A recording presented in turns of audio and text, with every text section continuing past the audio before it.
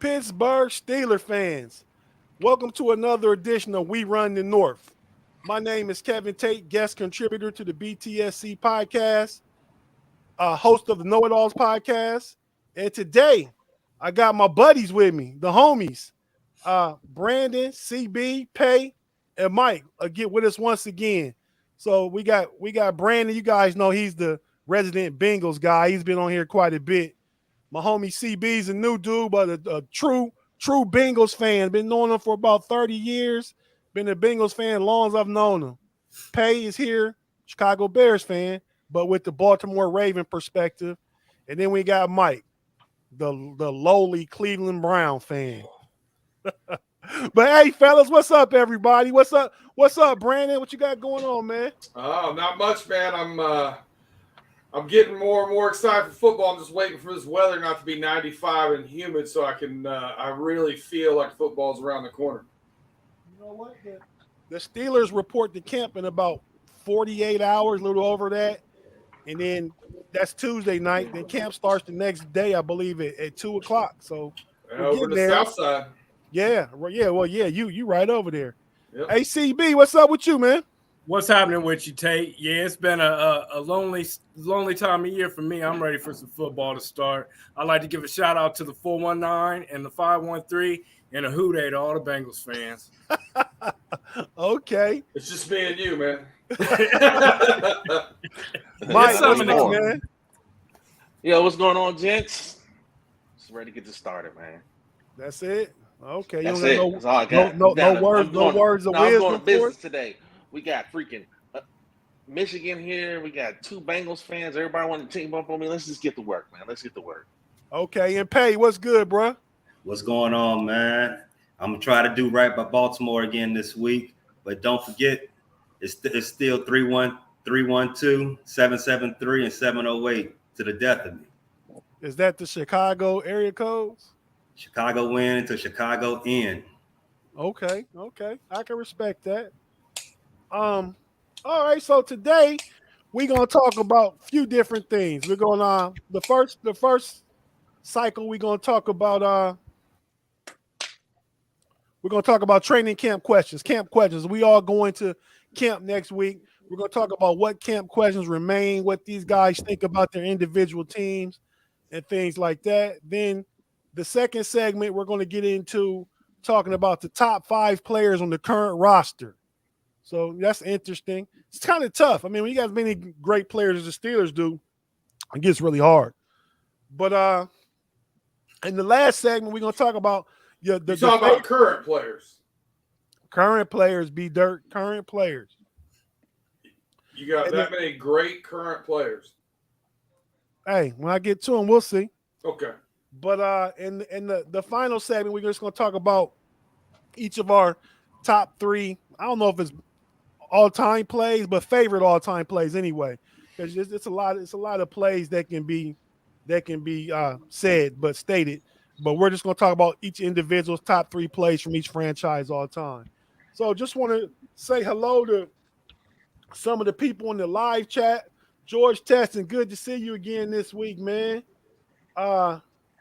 Jar Devil, what's up, bro? Mark Tobin, Ali Howard, Dave Shipley. Thanks everybody for joining us. We're gonna get this started talking about training camp questions. Let's see what Mark said. Bengals are going down this season. Pack a lunch. So let's go ahead and get started with the training camp questions for the Browns. Mike, what questions still loom out there for Cleveland? I think one of the biggest ones is what's going to happen with Deshaun Watson, right? Hey, you asked me, don't steal my thunder. Yes. What is going on with Deshaun Watson? I mean, and we made a great signing in Josh Rosen. You think that's a great signing? Hell no, I don't. Oh. If you need your taxes done, I think Right, knock him right. out. Right. So obviously the biggest question looming in Cleveland is the Deshaun Watson saga. Right. That's right. it. I mean, other than that, I mean, I think just from reading some of the blogs, reading some of the vloggers and stuff like that about our camp, seeing what we have. Deshaun Watson, big question, and our receiving core is even bigger question. I think our defense is pretty short up, but our receiving core and our quarterback play is obviously the biggest questions in our camp. We got a lot of. I'm sorry. Go ahead. Oh no, go ahead.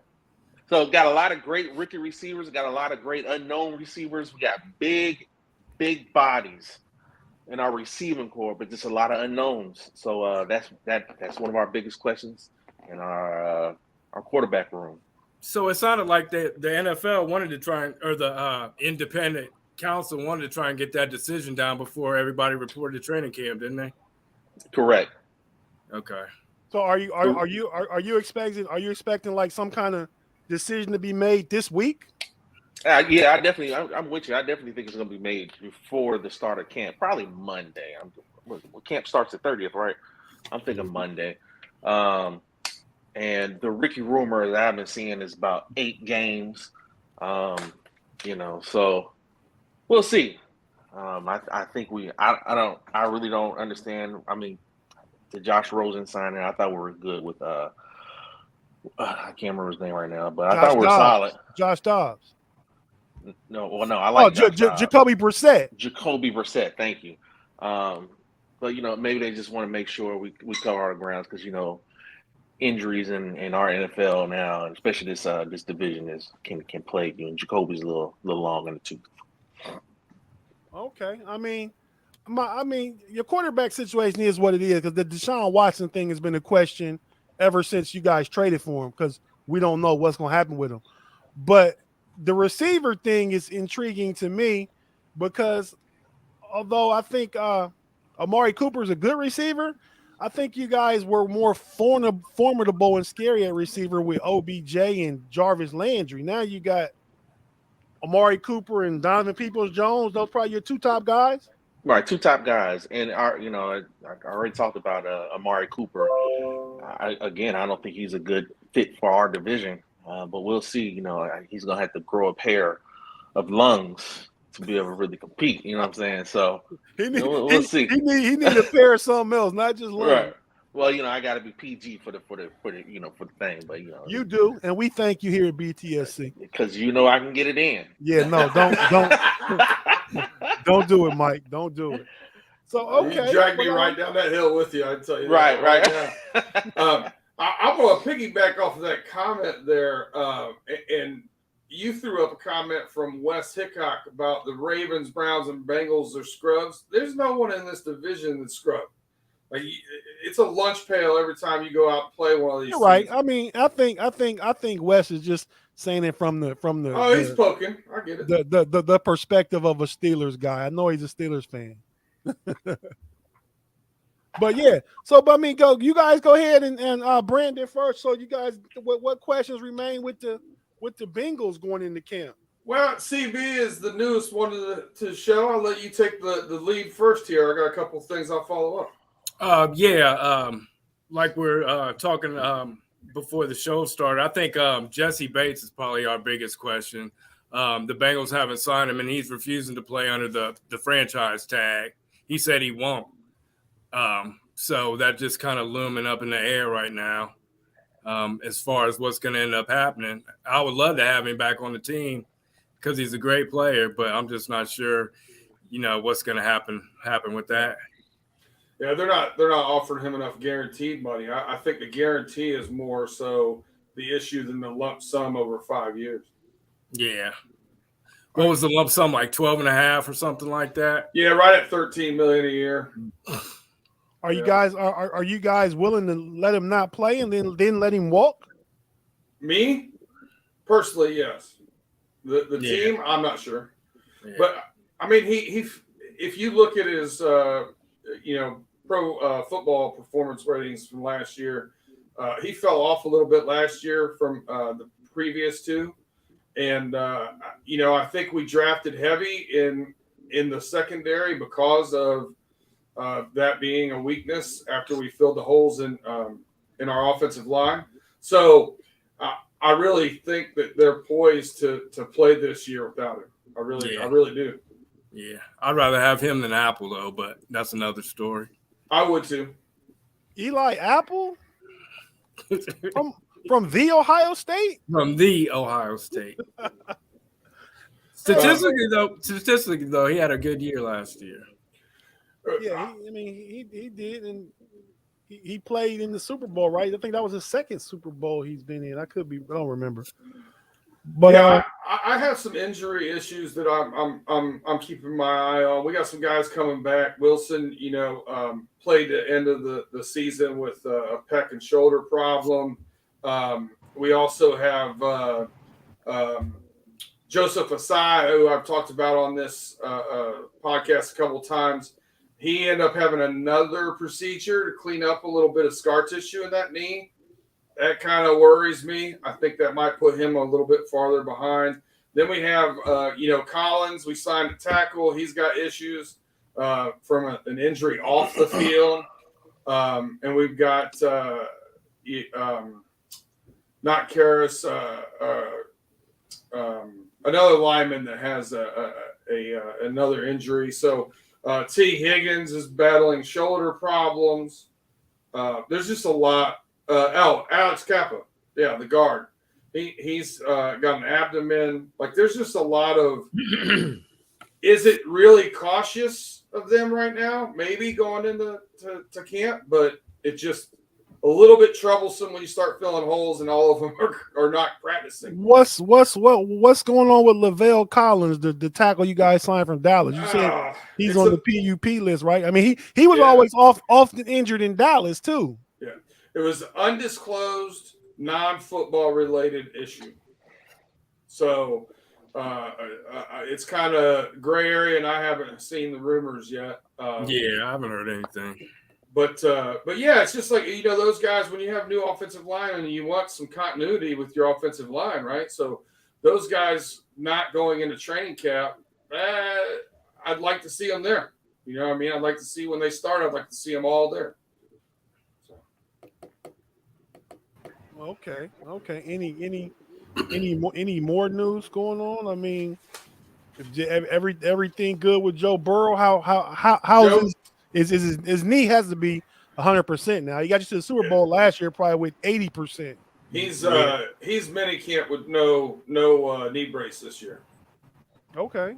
He's looking great. His speed is faster than it's ever been, as far as his 40 times and stuff. So, he looks like he's poised to be 100% back. Okay. Well, we're gonna jump over to pay real quick with some camp questions and updates or whatever you got about Baltimore, man. What's going on over here in Baltimore?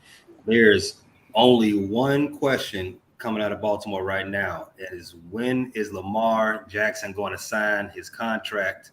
When are they going to RTB, run that bread? Deshaun signed for $230. Kyler Murray just signed for $230 this past week.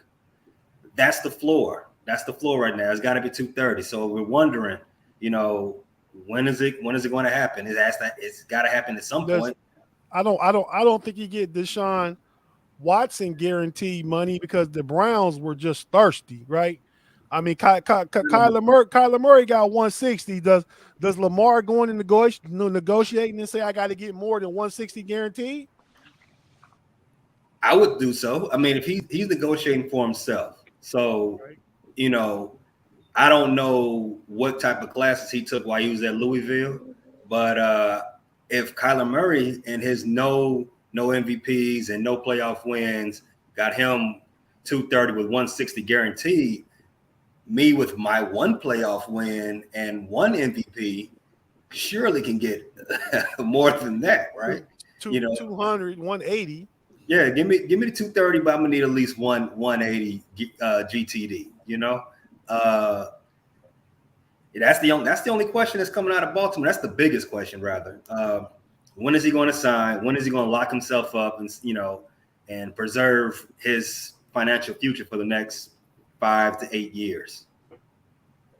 So, I mean, and with Lamar's style, that's the fear that it could be only that. It can only be 5 to 8 years with his style of play. He could get injured, But I think he's trying to develop into a better passer of the football. I know he's probably put on about 15 or 20 pounds more weight. Dude is ripped this going into this season. Yeah, Lamar don't take a lot of hits though either. No, he's very smart. He's very smart and very studious in how he goes about his game. He gets out there, and he gets down, he gets out of bounds. He definitely does not take a lot of hits.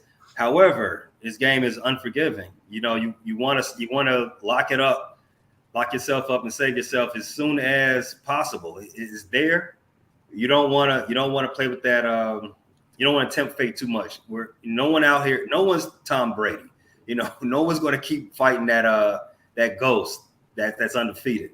So the sooner the better. It will make all Raven Nation happier. Right. Well, yeah, I don't disagree. That is a big question going into camp. My other question, I guess, would be Senator. They put quite a few people on the PUP list. They put J.K. Dobbins, Marlon Humphrey. No, they put like 4 or 5 players on the PUP list. I mean, to start training camp. So they could very well be ready for, sometime during camp, but they're on it to start some of these players. My question would be about their receiving room also, like my question with Cleveland. I mean, the only guy I can call by name is Rashard Bateman. I mean, they got the kid Duvernay that runs kicks back. They got 7 tight ends. They're fine. Yeah, as long as Mark Andrews is healthy, Baltimore's ready to go. Okay. Yeah. And honestly, I think they've done a really good job scheming. Harbaugh's done a good job scheming towards his strengths. You know what I mean? Changing that offensive around, getting some good running backs in there. I think that's going to help them this year. Having those tight ends running down the seams. I mean, that's the strength of his passing, is throwing those seam routes.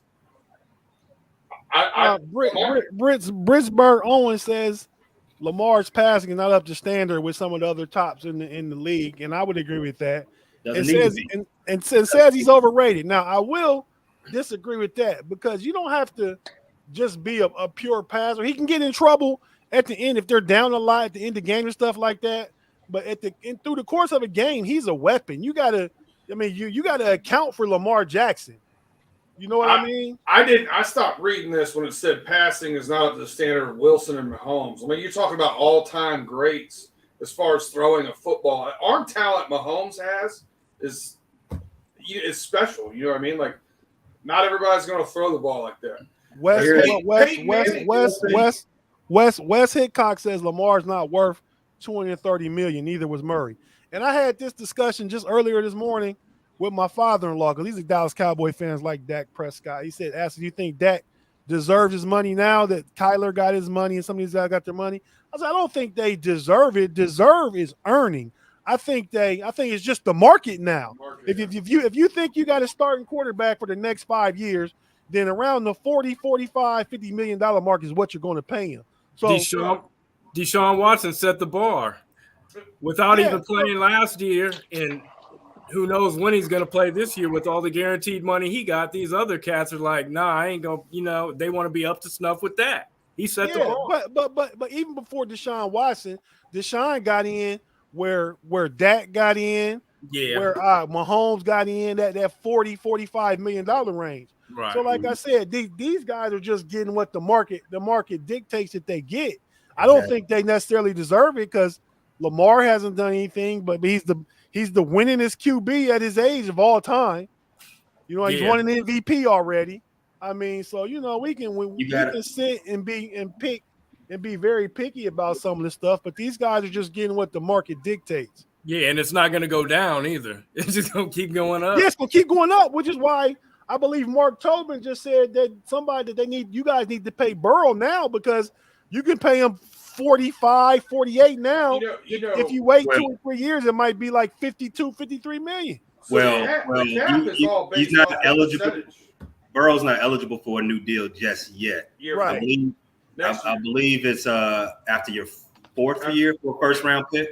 Right. So, as you said, as the market moves, the dogs move with it. So we gotta move past this notion that sports is a meritocracy. It's nothing to do with deserved. it's all dollars and cents. The NFL generates what, 25 billion a year? 11 billion in profit last year. Exactly.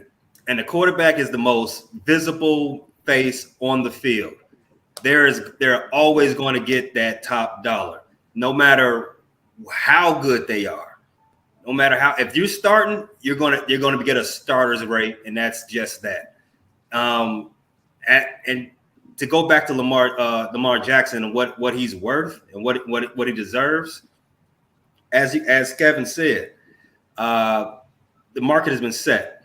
You've got Dak Prescott, demanding what, 45, 50 million a year? 45, I believe he got.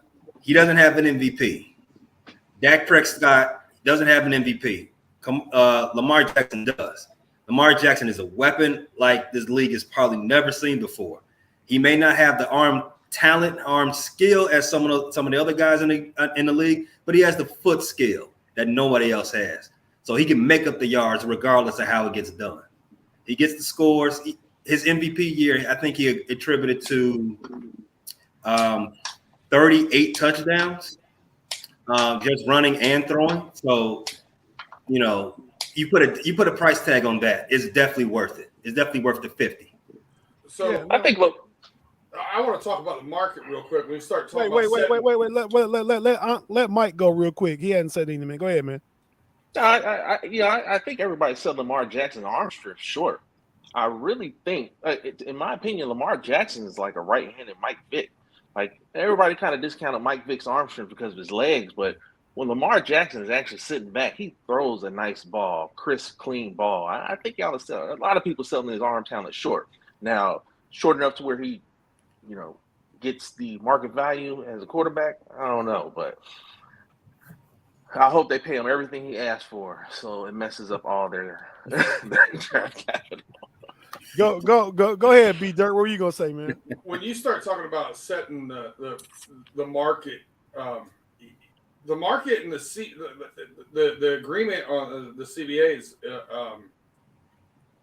it's 48% of the profit goes to the players. So out of that $11 billion, 48% of that sets divided by 32 teams. That is what the salary cap is for that year. That's the reason why you saw it go up. You saw it go up when they went to 17 games because they made more money.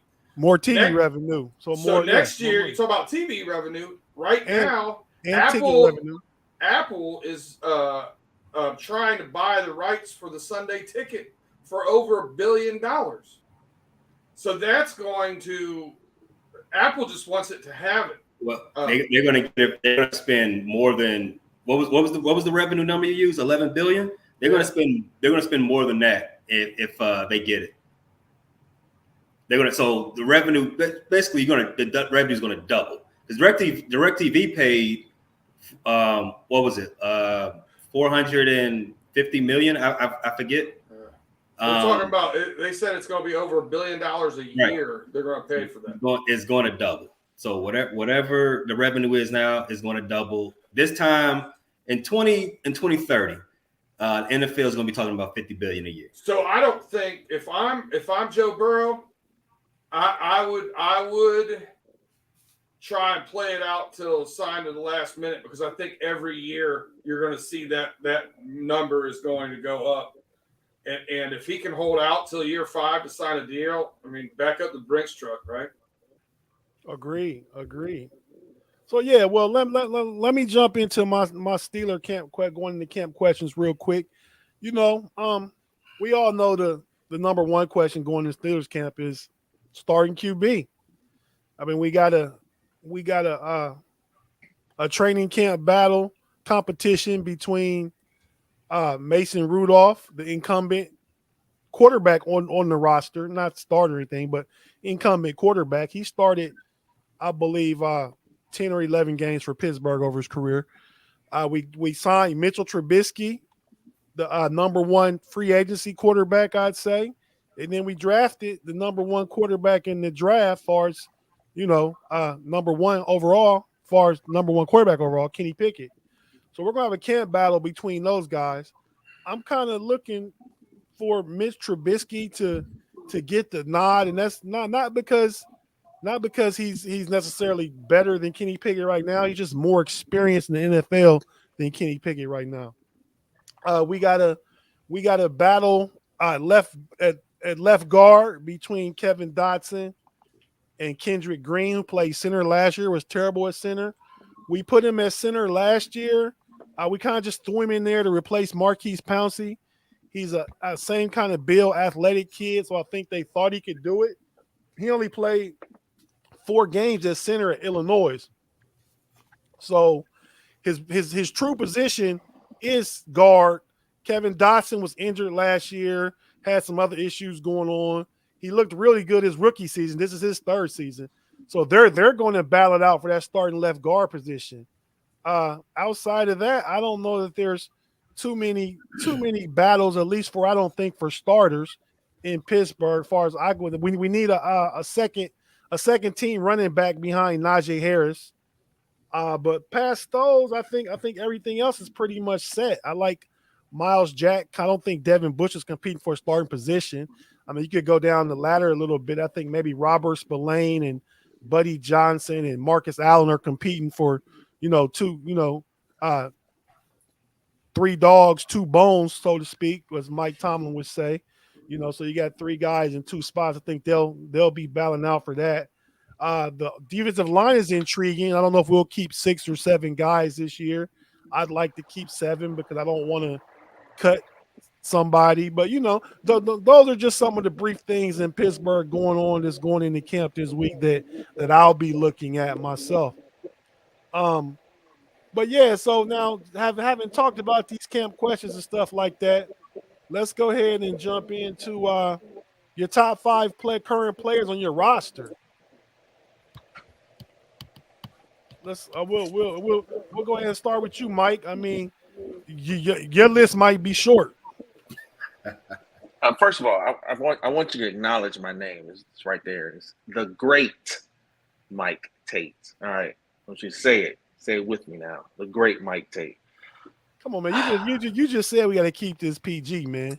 It is PG. Anyway. I'm saying you don't want me cussing at you.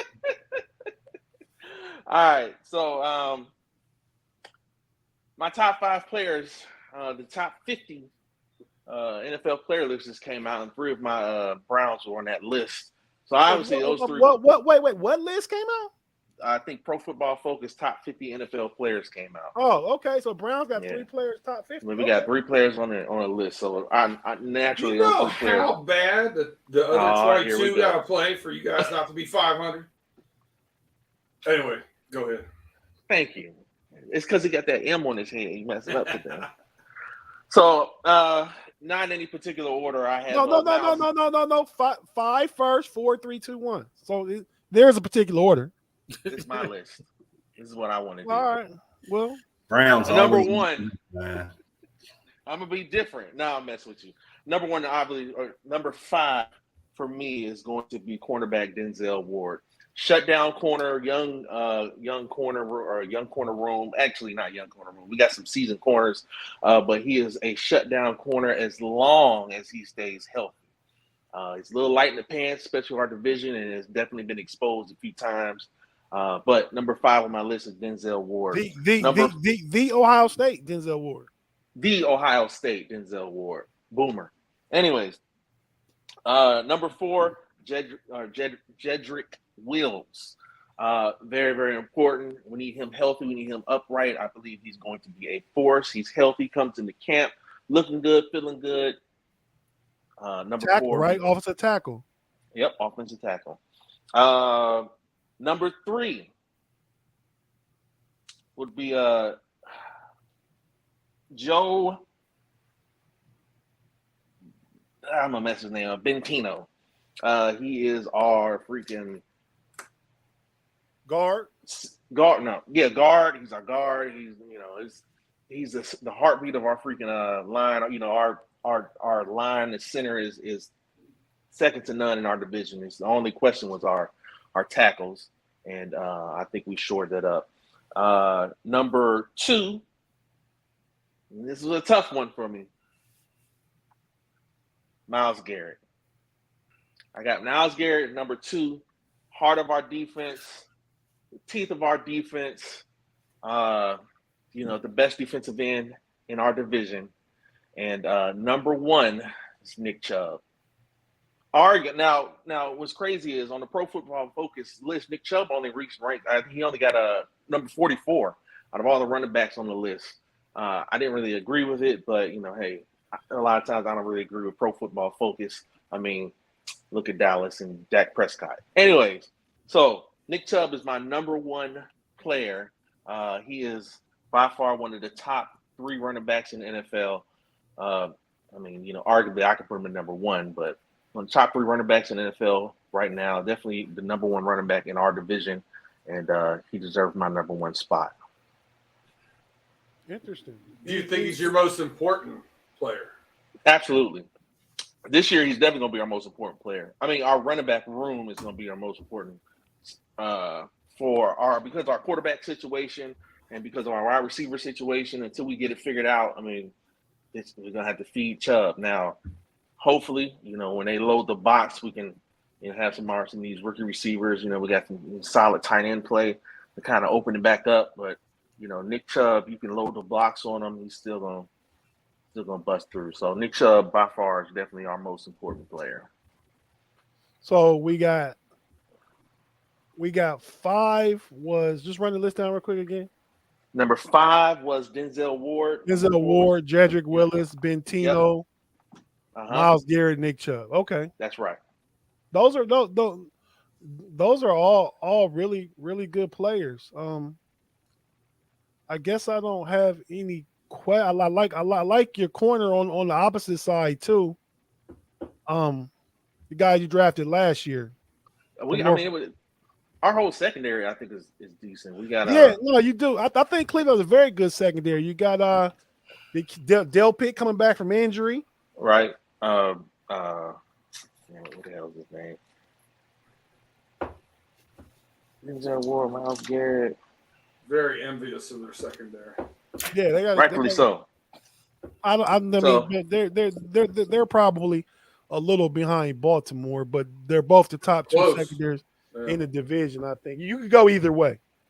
But what's up with the top 5 Bengals players? So we got two Bengals fans here. We're gonna do this like CB, give me your number 5. Brandon, give me your number 5. That's not fair. Then they get 10 picks. What's up? We gotta get some more Cleveland. I'm sure we're gonna cross threads somewhere in there. It's gonna be a lot of the same people. But being the number ranked offense going into the 2022 NFL season, we're obviously gonna be a little heavy on the offensive side of the ball.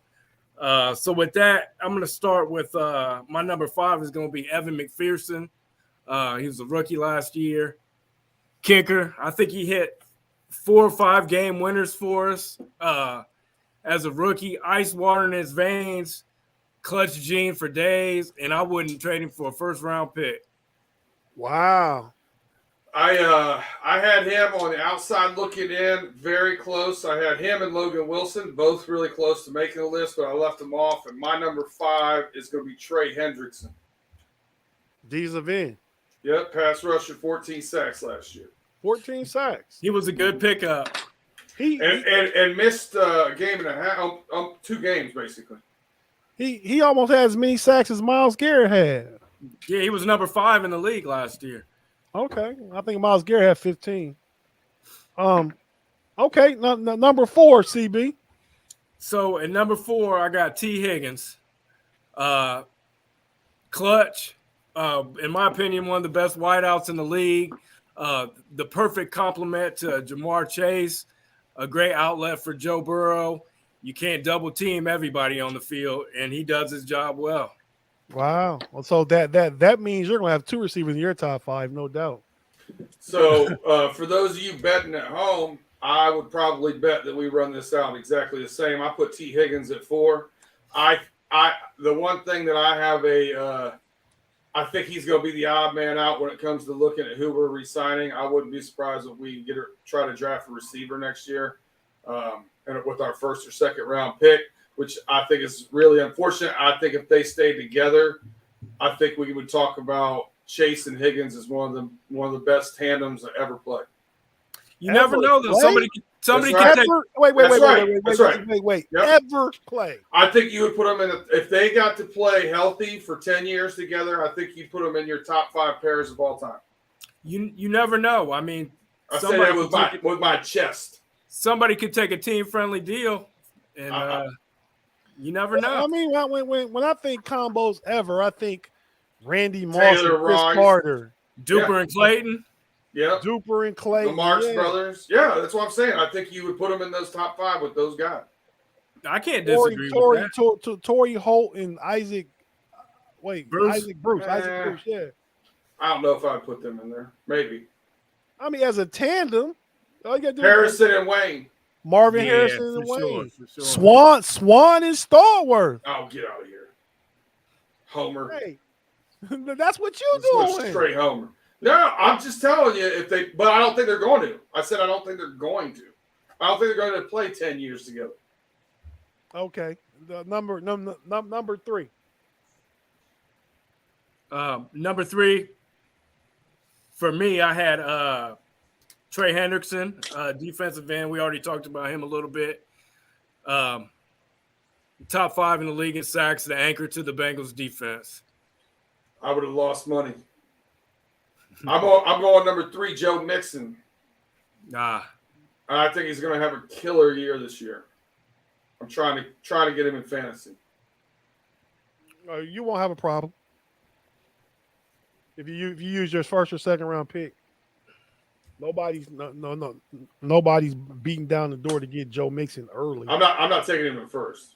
Okay. I'm trying to get him in second. Number 2. Number 2, Jamar Chase. What can you say about him? He went crazy last year. Defied everybody's expectations. One of the best wideouts in the game. Somehow or another, he's ranked behind Amari Cooper on Madden, but that's another story. I don't know how. Hey, man, I don't pay attention to none of the Madden ratings. But anyhow, I wasn't even crazy about drafting him so high when he came into the league, but somebody, Joe Burrow is somebody, knew what they were doing when they took him.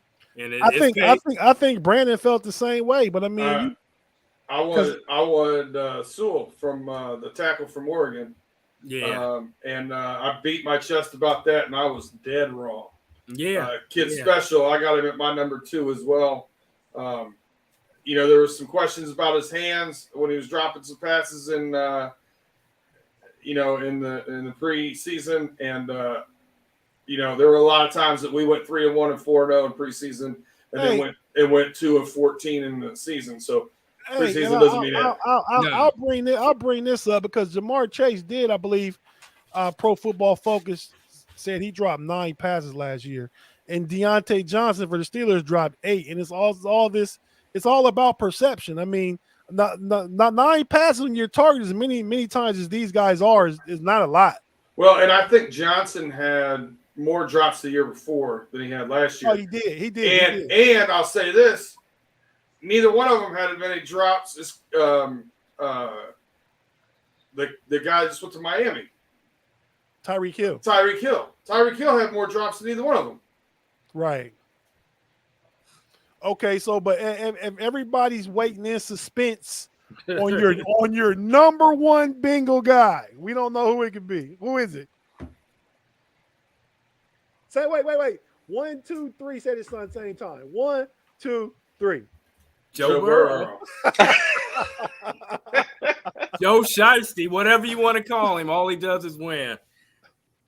And he's brought a winning culture to the Bengals, and that's going all the way from the top all the way down to the water boys. Yeah, they're like trying to get naming rights for their stadium. They're building a new practice facility. They're trying to do that so they can pay base. Right. So just a little bit about Joe Burrow. What do you guys think about him, real quick? I know what I think about. What do you guys think? I mean, what he was able to do last year, half the time on his back, and just kept on coming and kept on coming. And I mean, he's not really slight, but he's not the biggest dude in the world, but he just got that mentality. You can knock him down 9 times and he's gonna get up 10 times. He just keeps coming at you, and he's a winner. That's that Ohio in him. Yeah, If for Clint- sure. If Clint is if he's in the stock market game, I'd like to know who he would short sell to, because I want to buy that stock. That's an absurd comment, Clint. Yeah, I mean, like, barring injury, you know, I've referred to the last 2 seasons breaking Burrow. I'm glad we invested in the offensive line, but yeah, I mean, the biggest thing to me now is changing that culture really to where our front office is spending money, and I've never seen them do that before. Right. No. Yeah. But Burrow has definitely brought that mentality to the front office, and you guys went to the Super Bowl last year for the first time in what, 35 years? I think it bred belief. It's 31 years since we won a playoff game. Right. So I mean, so he just brought that belief and, like you said, that mindset. But okay, we're gonna jump to pay, man. Give us your top 5 current Baltimore players, 5 to 1. I'll make this real easy for you. I'm gonna start with my OLI. Tyus Bowser, just missing the cut for the top 5. You know, he's one of those 3 guys on that Ravens defense that were constantly in the opponent's backfield, causing massive havoc. But I'm gonna keep it on the OLI list. Starting at number 5, Pat Quinn. 100 tackle seasons, 10 tackles for loss. You know. Oh, Patrick Queen. I'm sorry. Yeah, okay. Sorry, Queen. Just one of those guys who's again constantly causing. You know, one of the guys is keeping Joe Burr on his back. Number 4, let's go with Justin Houston. You know, just resigned. Again, the 3-headed monster of QB pressure. Always a constant nuisance. Number 3, this is going to cause a little consternation along you guys AFC North. Number 3, Mr. Hotline Bling himself, Justin Tucker. I mean, how many 60-yard game-winning field goals do you need for you to know that he's the truth? Best kicker of all time. All time. The GOAT. And I think that's pretty self-explanatory who the best 2 players on the team are at this point. Mark Andrews at number 2, all-pro season last year, 1,300 yards, 9 TDs. Lamar's favorite receiver. He's constantly always running open down the seam. I don't know how do these safeties miss him. You know, he looks like a giant block out there. I don't know how he's always open. Number 1. The aforementioned Lamar Jackson. He had a down year last year, you know, constant, you know. But you said a down year last year, but they were 8-3 when he got hurt still. For him, down year. Yeah. Okay. Down year, you know, health stuff, you know, when he did get back healthy, as you said, they were pretty much out of it by that point. But he's still the best player on the team. Again, MVP must be stated. He is an MVP, and best quarterback in the division. So, wow, there's a hot take when you got a division with Burrow and Deshaun Watson. We haven't seen Deshaun Watson play in a year and a half. Right, I can't even. Best quarterback in the division. Still, I don't think Cincinnati would give Joe Burrow up for Lamar Jackson. No, but no. I don't think they should either. I mean, he's younger. Why? So, not much. Not by much. What's best? Joe Burrow got 3 times as many playoff wins as Lamar Jackson. True. I have no comeback for that. But you know, you don't win by yourself. You don't lose by yourself. Joe had some good stuff going on his way to Terry Terry Binger. That's kind of true, Terry. Got to agree with you. I think Lamar Burrow, Jackson is 1-3 against the Steelers. Joe Burrow is 11 months older than Lamar Jackson. He was born December 10th, '96, and Jackson was born January '97. They're both Wow. 25. How many understudy years did he play? Did he have out there in Ohio State? He Or was a month. I'm sorry, a month. He was he played 2 years at Ohio State. He was behind JT Barrett, then he lost out to Dwayne Haskins. right. Then going into that third year, he that's when he transferred, I believe. He must So have had a red. he was in He had a college red for shirt. Yeah, 5 years. he did have a redshirt year. He was Yeah. he was Mr. Football in Ohio too. So he was there for 5 years. Jackson was there for 2. Right? Yeah, Jackson did too. Well, Did Jackson have a redshirt year at I Louisville? don't think he had a redshirt year. No, not in Louisville. No, Okay. Well, yeah, he did 2 years at Louisville. To keep it moving, I'm gonna jump into my Steelers top 5. Cause we got about 15, 20 minutes. We gotta get into our top plays. But my Steelers top 5. And this was tough because I feel like it's so many really good Steelers. B Dirt, let me shake your head, man. And then You had 2 Pro Bowlers, and then you got 2 gimmies because we went to the Super Bowl. Keep going. Man, okay. Let me just say my list. And one of the Pro Bowlers not even on my list. My bad for facts. Well, I mean, a Pro Bowl is a Pro Bowl. You can talk about all alternate because we went to the Super Bowl. Get to your list. You're just trying to pump your own Right. self up. Gee whiz. Okay. At number 5. Well, first, since you guys, I'm gonna give my number 6.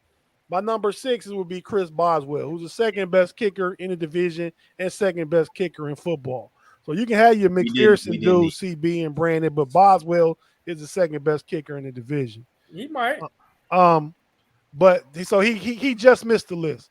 My number 5 is Pat Fryermuth, our tight end out of Penn State, was a rookie last year, like 600 yards, 7 touchdowns his rookie season.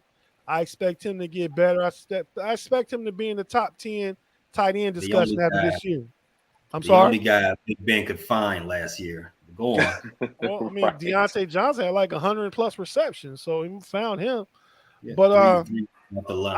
I think Fryermuth only had 60 receptions, like 7 touchdowns for like 600 yards. But so he's number 5. Number 4 is Minka Fitzpatrick. He's our all pro, not Pro Bowl, all pro, 2-time all pro safety. We just gave him the bag. He's the head back there in the secondary. He's the leader of that secondary unit back there. Number 3, I'm gonna go Najee Harris. I believe Najee Harris is about to be a top 5 running back, 1,200 rushing yards last year, 381 touches, 10 touchdowns. He's going to be a beast. If the offensive line even develops a little bit and comes along a little bit, I expect a lot more from Najee. He'll be pushing Nick Chubb for number 1 running back in the division. Nick Chubb is number 1, but this year we could see a changing of the guard if the old Pittsburgh O-line is just better than decent. Number 2, still the old man, the Ohio State, Cam Hayward, the second best defensive lineman in the league behind Aaron Donald, all pro himself. Just a great character guy in our locker room. He's the leader of the team now that Ben has been on defense for a while. So Cam Hayward is number 2. And number 1, we all know who it is. DYOP, Defensive Player of the Year, DPOY, my bad. DPOY, tied the sack record. Probably I think they cheated him out of sack against Cleveland. He should have the sack record. 22.5 sacks. TJ Watt. I mean, nothing else needs to be said. TJ Watt. So those are my top 5. Again, 5-1. I got Fryermuth. I got Minka Fitzpatrick. I got Najee Harris, Cam Hayward, TJ Watt. There we go. Any questions? My list. I leave anybody off my list that you guys might have thought I should have put? Yeah, Pittsburgh sucks. I would have taken Boswell off. And I would have put Johnson on. Right. I'm sorry. I would have put Johnson on and Boswell off. Boswell was 6. Oh, okay. Oh, Fryermuth, excuse me. I took Fryermuth though. I'd put Johnson. And I left Johnson off just because I got belief in our other receivers. Claypool, we drafted Pickens this year. So I mean, I think Fryermuth has a higher upside on the Steelers than what I see Johnson. Johnson could not be there next year. Yeah, it's true. But Pay and I have both taken jabs a little bit about short throws last year. But it's going to be really interesting to get somebody back there with some more arm strength than Ben had the past couple of years. What Claypool might be able to do. Like he can get behind the defense. Then you got the other kid you got out of Memphis is a speedster too. So there's some interesting. Yeah, there's just some interesting things that could happen there in wide receiver. Like, I'll give you that. 3 years ago, being the only guy that lives in Pittsburgh, they were trying to run Boswell out of town. If you had a box of Twinkies or maybe a 6-pack of Yingling, you could have got him on your team. My thinks it would be Claypool over Johnson. Talking to you directly, B Dirt. But I want to answer real quick T-Bar's question. I don't pay Johnson, man. I mean, it's kind of like when we had Mike Wallace and AB. They offered Mike Wallace a certain amount of money. He didn't want it. They gave it to AB, and then look what happened. So I would see what Deontay Johnson does this year. And then maybe I'm not paying him Tyreek Hill money. He could maybe get DJ for the Carolina Panthers. Shark. No. DJ Moore. Oh, DJ Moore. DJ Moore. Slot he makes like 2021. He might could get that, but I would be okay offering Claypool 15, 17 million next year, let Deontay Johnson go. And then groom George Pickens. But okay, so that's enough about Pittsburgh for now. Now we'll jump into our I don't know if the top all-time plays, favorite plays. Since we're each giving our individual assessment, we'll call it our favorite plays in franchise history, or memorable plays, whatever you want to call it. But go ahead, Mike. Oh man, you're a little young buck, so you probably got a probably Nick Chubb's 80-yard, 90-yard run is probably your favorite all-time. Mind your business, lady. Just mind your business. Everything Cleveland got to go back to the 80s at least. Anyways, mind your business, Chicago. Cardiac is top three, right? Top three. All right. Top three. All right. Here we go. In any order, this one. Mike Tate's top 3 Cleveland Brown plays. I'm gonna be like B Dirt. I'm gonna go a little against the grain on this one. I didn't really pick plays. I picked games. I don't have time to find out on individual plays. So I picked games. So my number 3 game the Cleveland Browns played against was the and I do remember this game. I might have been a little young, but I do remember it. 1989 Cleveland Browns opener against the Pittsburgh Steelers. This is by far the most lopsided victory in our freaking rivalry. If you wasn't it like 51-20 or something like that? No, shut your mouth. Oh, my it was bad. 51-0. Y'all caught the whole goose egg. And I know we short for time, so I'm going to get this sweet. I'm short and sweet. All right. Number 2. Look at there. Another Pittsburgh game. 24-22, 2001 end of season game against, that's right, you guessed it, Pittsburgh Steelers. The first time we've been to the playoffs since 2002. It's really important. Felt good. And even though he's not there anymore, I still like to thank Baker Mayfield for this. And my number 1 game would be the following week, that wild card game against, that's right, gentlemen, you guessed it, the Pittsburgh Steelers. We came out on top. Pittsburgh was jacking up. We came out 21-0. Pittsburgh fought back, but still took that L and walked it home. When was this? This was a wild card game 21, the following week. Oh, y'all lost 48-37. Yeah. And that, my friend, are the most memorable Cleveland Browns whooping up on the Pittsburgh Steelers ace games. That's probably three of the 7 times y'all ever beat us. And halt. I got a whole bunch of games, but those ones, I figured I'd choose that one. Okay. Now let me go look at the comments. Let me. Where's Britsburg? I know he got something to say. I don't know, man. Jerksburg. He's over in London. It might be bedtime over there. It's about 11 Oh, o'clock. okay. Yeah, he had his tea and scrumpets and took it to the house. All right. Well, I can't. Yeah. I mean, it's their list. I like the way this is a Steelers show. You made it all about Pittsburgh. That's right. Yeah. Thanks. That's right. That's some good. That's some good production and program on your behalf. Thank you very much. Well, I tried. CB, give one. Brandon, give one. Just like you guys did the top players. Okay, for the first one, I'm going to go back to one of the first NFL games that I can actually really remember watching. It been Super Bowl 23 back in 1989. I don't remember. That's one of the first games you remember watching? Did I remember the game? Man, you was like 16, 17 years old in 89. That was the biggest game the Bengals had ever played into that They point. played in the Super Bowl 81 when you was about 8 or 9 years old. I don't remember that one. Oh, I remember Kenny Anderson versus Joe Montana, but go ahead. Okay, here we go. So Stanford Jennings in the third quarter ran back a 93-yard kickoff return for a touchdown. I remember that. And the Bengals went up. And then some guy named Joe Montana, something like that, came back in the fourth quarter and threw 2 touchdowns. And we haven't had anything to celebrate since then for a while. So that's number 3.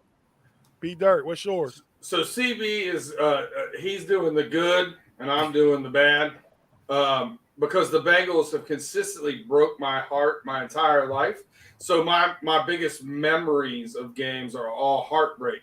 So same game, I had a tie between Tim Krumrie's leg flopping in the air, with a compound fracture, or the post by John Taylor.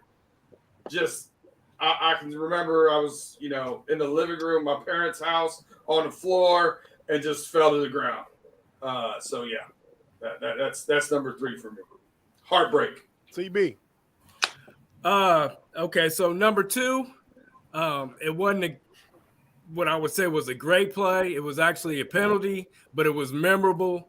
And the fact that it was against the Steelers, and I think it kind of typified the rivalry at that time, was when AB came across the middle and Vontaze Burfict knocked his head off. And I just think that AB wasn't the same player after that, and he wasn't the same person after that.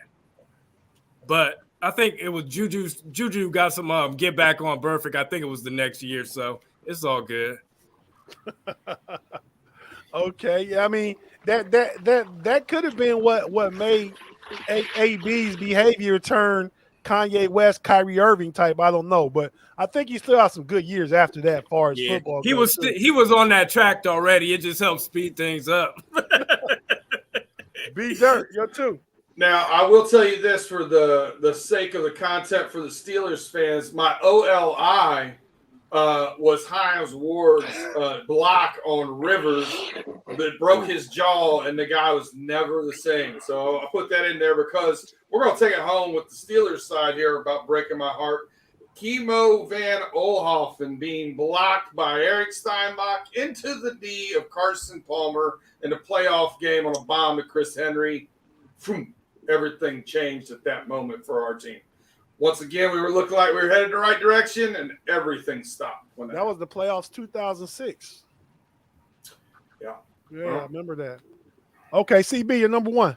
Okay, my number 1, it might be a little bit of recency biased, but I'm going to have to go with Evan McPherson's 52-yard field goal to beat the Tennessee Titans and take the Bengals into the AFC Championship in 2020-21 season. Nice. That was a big moment. Big moment. Yeah, I agree. And my number 1 is the perfect ending, as I like to refer to it. Against the Pittsburgh Steelers, I was at the game. I was sitting in section 222. We had Burfict gets a late interception to what we thought was to ice it. Then we turn around and have Hill fumble the ball as we were trying to run out the clock, and that happened directly in front of me again. And then I got to watch not only Burfict knock off Antonio Brown's head to get that penalty, but that was still leaving, I think it was about 15, 14 seconds left at that point, and you guys would have had a 50-yard field goal in pouring down rain, and I would have took my chances with that. But then Pac-Man Jones has to go and poke Joey Porter just to make sure he got 35-yard field goal. You know what I mean? So that was the moment that broke my heart. As a matter of fact, I went back to the hotel room that night with my now ex-wife, and we sat in the hotel lobby with a bunch of Steelers fans eating pizza the rest of the night because I didn't want to go out. Yeah, that was a rough night for sure.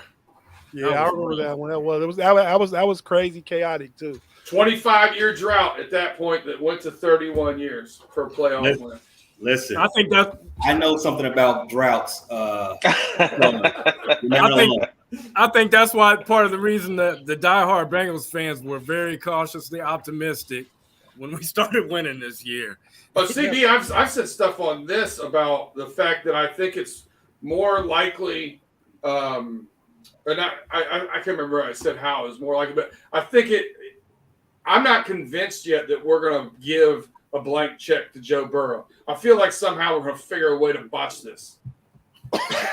This is because my DNA tells me that's what we do. Yeah, I don't know. We'll see. We'll see. But it's hard to get to that Super Bowl every year. Yeah. Okay. Pay, what's up, man? All right, man. Apologies to T-Bar before we start this. So I'm not a Raven fan. So this can't be my favorite plays. I'm going to just give you the 3 best plays in franchise history as described to me. Number 3, rather. The goal line stand in a Harbaugh Bowl. If the 49ers had one more play, they win that Super Bowl. So that stand for the Ravens locked up a ring. You can never not have a ring in your top plays of franchise history. Speed it on up. Number 2, Mile High Miracle. To this day, I say that that play made Flacco's career, and it ended Raheem Moore's. He misplayed that ball so bad. Jacoby Jones should have never had a touchdown there. But in any case, 70 yards, down by 7, under a minute left. When it's in the game in overtime, they eventually won, and then as history has, they won the Super Bowl a few games later. Number one play in Raven franchise history. You have Eric Wright up the middle for a 10-yard touchdown against the Cleveland Browns in the Ravens' first game back in Cleveland in 1999.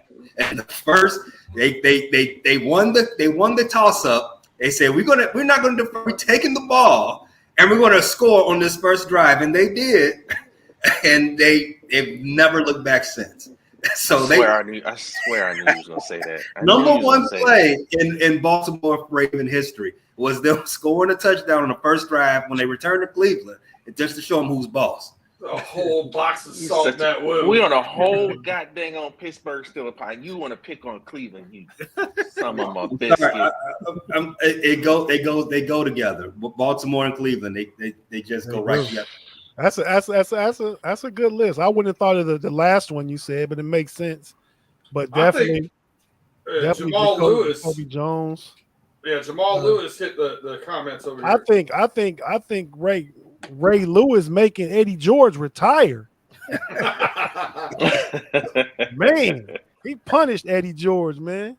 They've got a list as long as your arm of great plays. I just think, as from an outside looking in, I think those go to the top. They go to the top of the list. For your Bengals, I am a fan of a few Bengals players.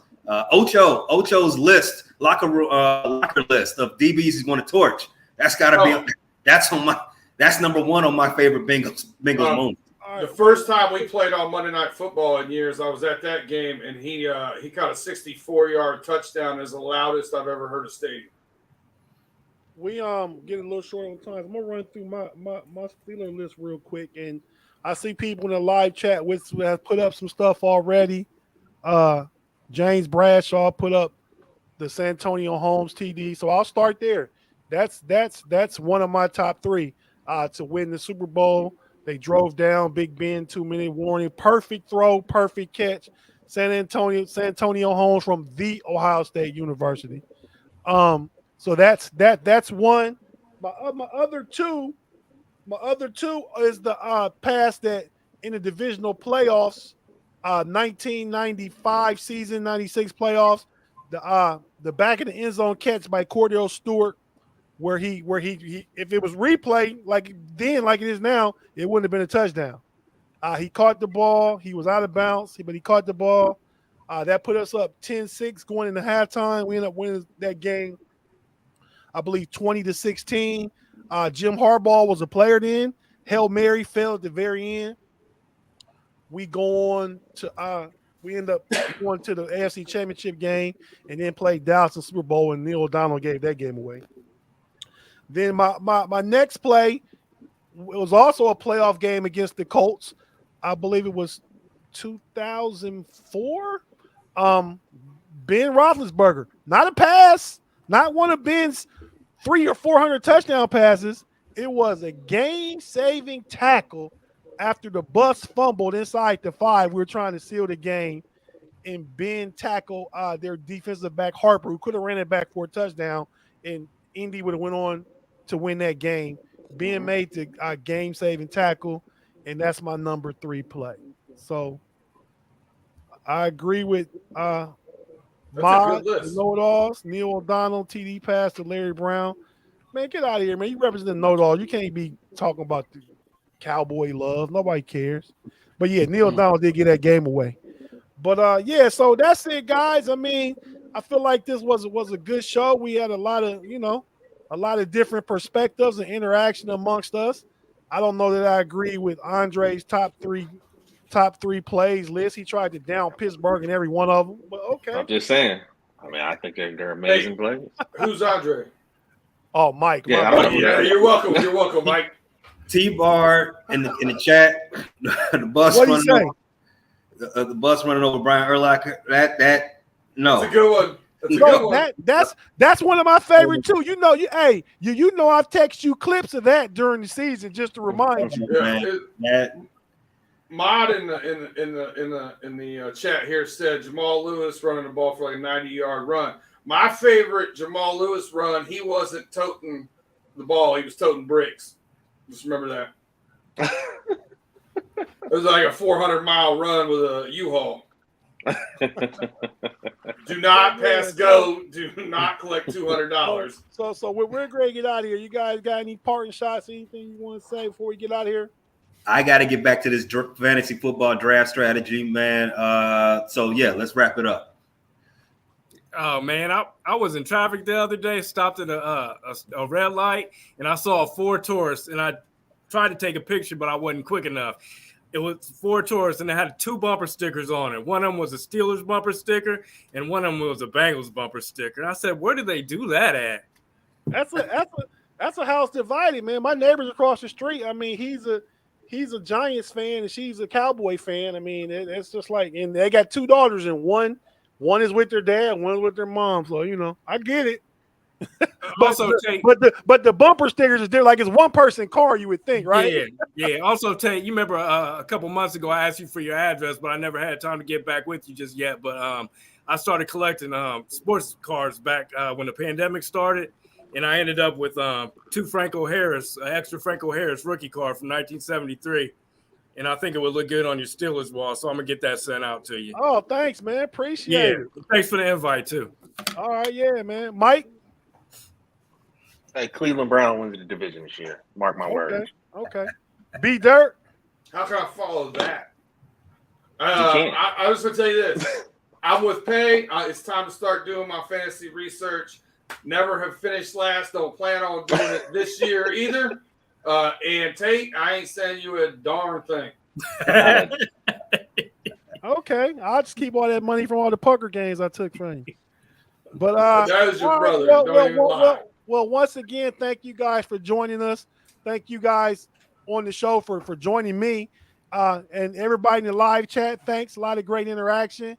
Be sure to tune in to all the BTSC podcasts and broadcasts later tonight. The Steelers Q&A tomorrow. Jeff Hartman's Ride or Die crew.